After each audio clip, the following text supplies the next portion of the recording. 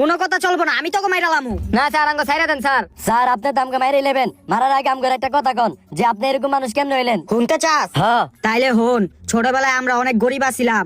আমার বাপে একমাত্র কামাই রোজগার কইরা আঙ্গ সংসারটা চালাইতো। তারপর একদিন কিছু সন্ত্রাসী হইয়া আমার বাপেরে মাইরা লাই। এর প্রতিশোধ হিসাবে আমি ওই সন্ত্রাসী গো মাইরা লাই। এরপরের তে আমার আর কিছু ভালো লাগে না, আমি মানসিক ভারসাম্য হারাই ফেলি। তারপর আমার খালি মানুষ মারতে মন চাইতো, কিন্তু আমি মানুষ না মাইরা মুরগি কিনাই না মুরগিগুলো মারতাম, কিন্তু আমার তাতে মন ভরে নাই। এরপর আমি মানুষ কিডন্যাপ করা শুরু করি এবং মানুষ মারা শুরু করি। এখন তগো আমি মাইরা লামু।